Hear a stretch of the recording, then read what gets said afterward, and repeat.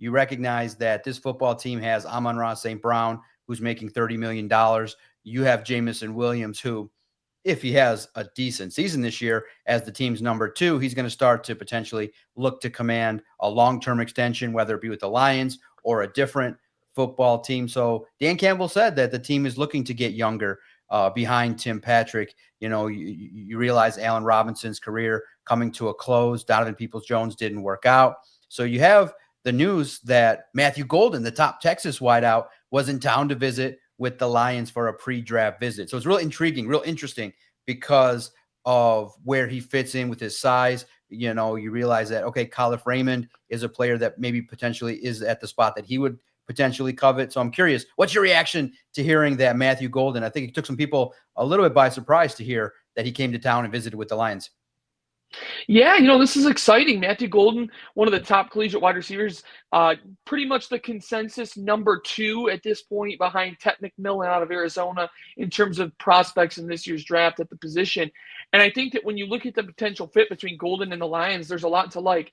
The big one, like you mentioned, is Jameson Williams. We're expecting the Lions will pick up his 5th-year option, so he'll be with the team at least for the next 2 seasons, or at least under contract. And I think after that, though, it becomes difficult because he is going to command a hefty contract extension. And because of that, you'd probably like to see the Lions bring in another talented wide receiver in this year's draft so that they at least have some insurance at this position if they're unable to retain Jameson Williams a year or 2 years from now.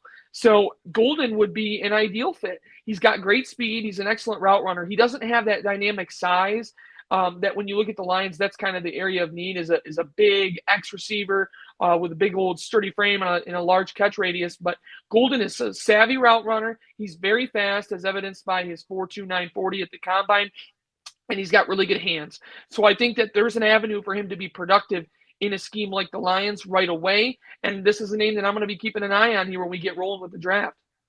Yeah. Where do you think he would slot in? Would he potentially be able to compete with Tim Patrick for the number 3 spot? Or would it be something where you realize he'd have to battle a little bit to get on the field his rookie season?